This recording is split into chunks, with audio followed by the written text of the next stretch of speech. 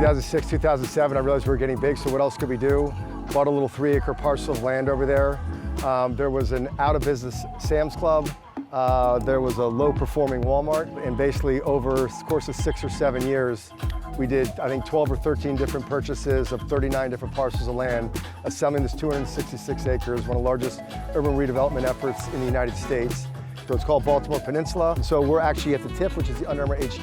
There's 23 high schools in Baltimore City I talk to. We do a great job of programming this field, you know, in the fall for football, in the spring with lacrosse, bringing other people here, looking at hosting some of our All-America games and other things that we can do here. But basically, again, being in this place is like the living physical manifestation of what it means to be an athletic brand. So without further ado, Kyle Blakely, our head of innovation, is the man. Show me your house. So this is Travis, our good friend Travis.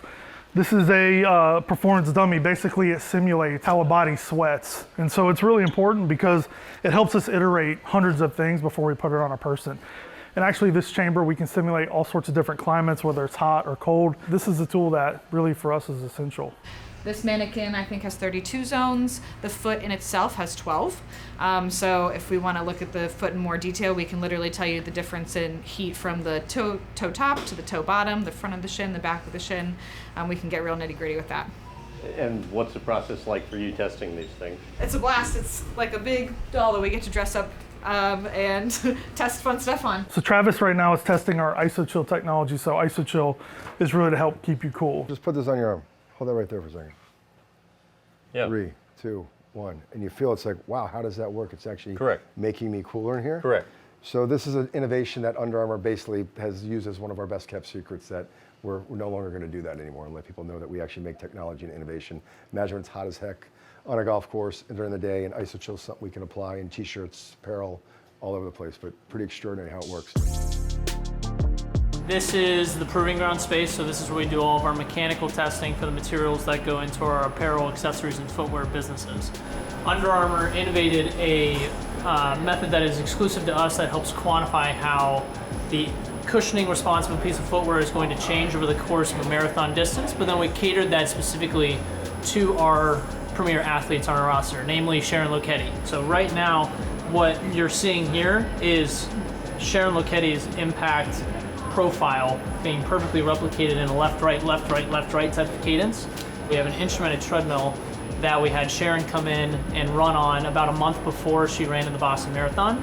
And from that treadmill, we got her biomechanical inputs of how much vertical load, what her cadence is, and we programmed that into this instrument so that we can tell her how her cushioning response is going to change as a result of how she's interacting with an Under Armour piece of footwear over the course of the marathon distance without actually having to put that additional wear and tear on her body.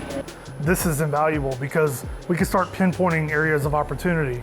How fast does the foam start to degrade? How fast does the cushioning start to evaporate?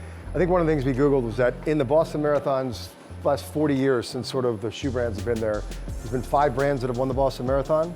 That's like another tier that Under Armour's in. So now she's doing the lion's share of the work, but there's an entire innovation team that is clapping and applauding when that happens. And what's her reaction as you guys are feeding her this information ahead of time? She's a scientist, man. Then, I mean, she's been super hands-on throughout the entire process. With every major prototype review, she is wear testing them herself. She's given us feedback. At the end of the day, when we're talking about the top 1% of those athletes, every fraction of a second matters. Bradford, thank you. Absolutely. Okay, we'll keep going. Thank you, sir. So this is something that's kind of cool. One of the things that Stephen asked us for is he said, you know, my team's determined if I can figure out how to get my shot off point 0.03 seconds faster, I'll be that much more successful. I'll go from averaging 26 to 29 points and, you know, sort of average. So we introduced, Kyle and team introduced this thing called Under Armour Flow. This is it's a one piece, so you usually have a midsole and then you have an outsole, which is usually a piece of rubber. So this compound doesn't actually require the piece of rubber. This is actually the Curry 11 that we have. So the thing about Flow is it doesn't move. It's like a gecko, it sticks. So when you walk into a basketball court, there is no slipping, but in that you have to learn how to play in the shoe like Stephen did. So for instance, if this is a piece of hardwood, this is where like, how does that manifest or impact? Like this is one of our competitor shoes, and Graham, if you want to try this is not me, you know, making this up, but that doesn't work versus like, I'll see you guys later. Which is it's pretty remarkable. It's not magic, there's nothing on the bottom of it, there's nothing that, this is actually what the shoe does. So that kind of tackiness is something that allowed for Steph to make that impact. It's actually the reason De'Aaron Fox is here is A, he loves Steph, but B, he was also, I love your technology. Like I want to play in the flow, which is pretty powerful. How'd you guys figure that out? Well, the first thing you do is we have to go to the DNA, right? So we're a material, I like to say we're a materials company. We're experts in materials. So when we went to solve this problem, we actually partnered up with Dow, which is a really important chemistry partner. And we told them what we wanted. Not only did we want high traction, but we also wanted to make sure that when you hit the ground, you get a little deformation. It's really important because otherwise you're gonna break your ankle. You need that system. So we worked with them on the formulation to really dial that in, iterate it. And so it all comes down to the compound and the chemistry. So that's really our specialty. We like to say we're augmenting the DNA of this stuff to make it do what we want to do. This is called the fourth quarter shop. The idea for that is that we were starting, we didn't have the money to just build inventory. So we had to take pieces of fabric and we basically wait to get orders, because when the New York Giants were playing in Buffalo and they forgot their uniforms, like people knew we built this reputation with those teams, like let me get you with a hot weather t-shirt. Then all of a sudden they started trusting us. We had this capability to pull fabric off the racks, spread it, cut it exactly to the team's specifications. We didn't want to lose that muscle. So that's why as part of our innovation lab is this fourth quarter shop, where these guys are constantly making product, running things through, and gives us capacity that when we need it, we can make things here real time. And we do not only production, but right here we'll do special things for athletes. So we can turn things here in about 24 hours if somebody gets hurt and needs something, or if they just need something to help them, something with the logo in a certain place, we're built to do that too. And we have some other things over there that we built that are very special. Oh, I didn't know about this, Kyle. This is good. Yeah, you can see it's actually a woven that's actually a mesh with a little stretch. Highest performing suit on the planet. Is that right? Yeah. Okay. But this is actually a fabric that we use for Jordan Spieth's golf shorts. So has lots of applications, but again, every single detail, and we can make everything better. For a priest outfit for Notre Dame. That's right.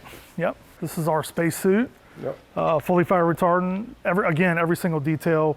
Technology's on the inside to keep you warm when it's cold up there, but also nice and breathable. So when it's hot, keeps you cool. Little details like for the seat belt, keeping the pressure off here. Cool story. It's not showcased here, but we actually on the machines in the back there made the seats for the spaceship, for the Virgin spaceship. And how does that deal come about, by the way? Like Richard calls you up? We were at something together and he just said, I'm going to space. I just got funded. And I said, great, what are you guys wearing? He said, it's a closed capsule, so we don't need to wear anything. I said, who wants to say I just went to space and all I got was this lousy t-shirt? This is a new movie that's coming out from Matthew Vaughn, who's famous from Lock, Stock, and Two Smoking Barrels, Snatch, the Kingsman franchise. He's got a new movie coming out called Stunt Nuts. So he wanted performance suits that these guys could do, because Stunt Nuts is all about these guys are doing tallest falls in the world off of buildings and other things. So keeping things. Yeah, it's not a movie prop. This is actually true performance for the stunt person. This is LMA. This is teammate number 3 at UA. What makes you a little emotional? What's that? No. So when I came to see... I feel very blessed to be here. I love what I do. I love creating. He's given me the chance to do that. We built what? We built the first Under Armour shirt. We built basically everything that Under Armour's ever done, LMA has had, and she's put her sewing on it and made it happen. What's next on the list? What are you guys working on? I got some rookies here. They're building a shirt. So 18 years ago when I started here, Ella taught me how to sew my first shirt as really? well. So yeah, one of the first people I met. LMA's a maestro, isn't she? Yeah. You're learning from the best. So what's the product you guys are working on? Just a basic t-shirt. She's doing a long sleeve. She's doing a short sleeve. And they're different, right? It's amazing how when you add that sleeve to it, it just gets a little bigger for some reason. I don't know why, but it's like, there are these rules in manufacturing that you just figure out over time too. So you'll learn to feel some of that nuance. Now we're going to show you how all this product begins to finish. We're going to walk into the design studio first and let you see some of the vision of what design looks like for us. Right here on cue, our Chief Product Officer. You've seen Saidi, you've seen as my partner. Hi. Our Chief So Product nice to meet Officer. you. He's the man. We'll go first to the design studio. Yeah. This is where our creative directors and where everything is actually set up for the season and how we're gonna visualize our vision for the future season. Okay. This is like a 2027 setup, so we'll go quickly around. But this is basically how a room looks like. This is where our design team spend Carrots this way is okay. spend half of the time actually and putting into boards, putting into these visual mood boards, designing, conceptualizing, go do some shopping and buy some old stuff and try to build that collection together and try to make it make sense for the brand.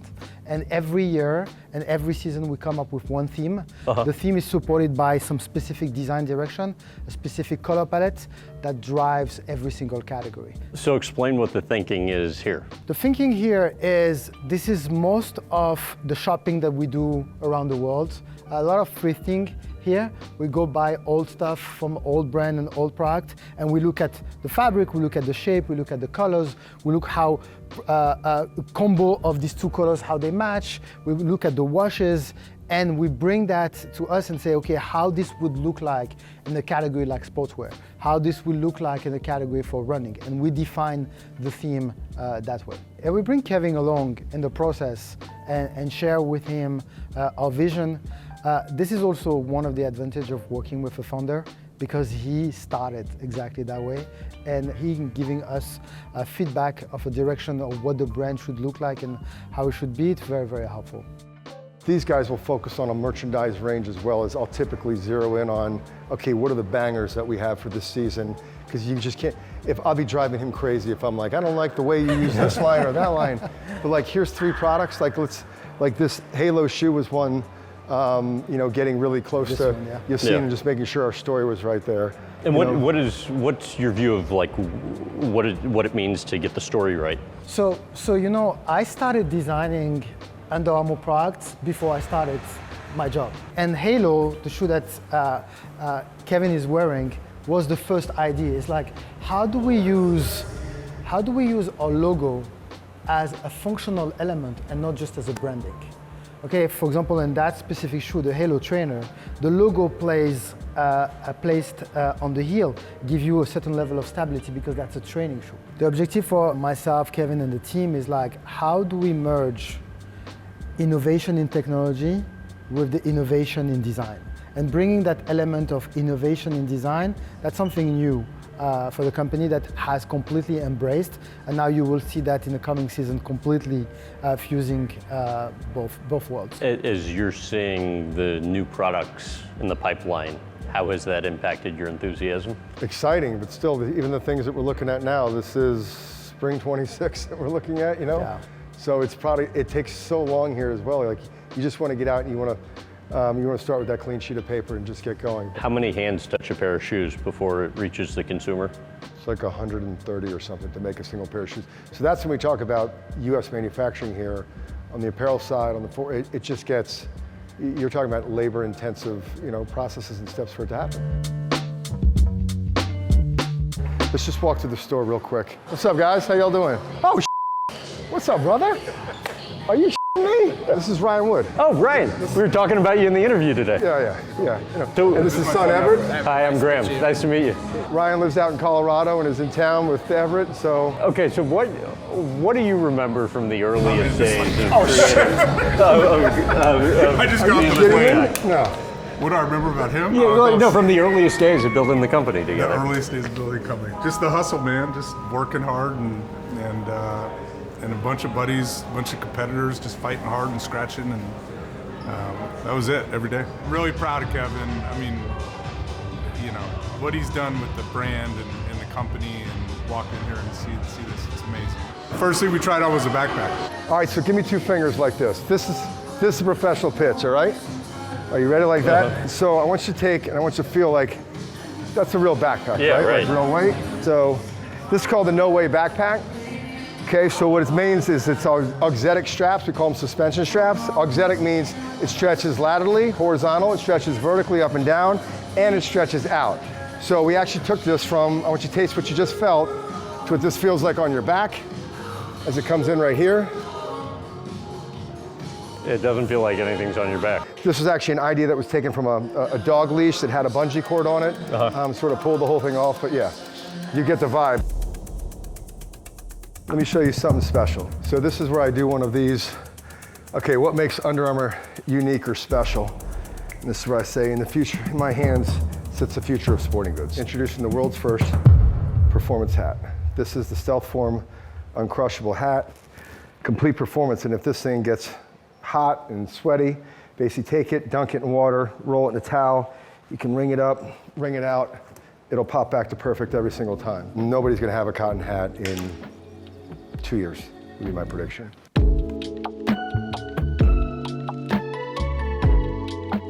This is the original Under Armour business plan. KP Sports Inc., doing business as Under Armour Athletic. This is when we'd started when we were going through the trademark process, and we went from athletic and before we switched to performance apparel. Kevin playing president. And this was like pulling teeth. This was trying to get, my brother, I was talking to my mom about loaning me 20 grand, and my brother's like, where's your business plan? Where's it this? Like, I got it. And were you good at the accounting back then? No. No, it was terrible. And I was like, we'll figure it out. Oh, what's that? This is my first account, Georgia Tech, 7197. This might be the sixth. That might be the check that saved me from jumping off a bridge. So that might be $6,700. Yeah. Oh, this is the endorsement that came in from them. Georgia Tech football, May 27, 1997. We used the t-shirt during our August practices. We're very happy with their performance. Players love them. They fit tight, they're lightweight, and seem to keep the players cool. The cold weather shirts also fit tight and were a little bit coarse, which was great for the running backs and receivers. I was impressed enough to purchase cold weather shirts for our entire team. I'd highly recommend Under Armour Athletic Apparel, Tom Conner, Georgia Tech. You know what we have to finish with now? What's that? The pogo stick's right out there. Oh, yeah, that's you. You said you were a pogo stick champion? I gotta see this. Hold on. Let's make sure we don't I'm gonna feel really bad if you bust your head open. Yeah. Yeah. I don't know. Oh, hold on. We need to jump. Let's be smart about this. Come on, Krista. Okay, that's pretty good. I'll take a little bit of it. Athlete? I don't know. Question mark still there. I got the John Barbados one, not the... You do.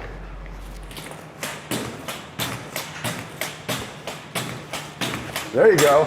All right, we proved our point. There you go.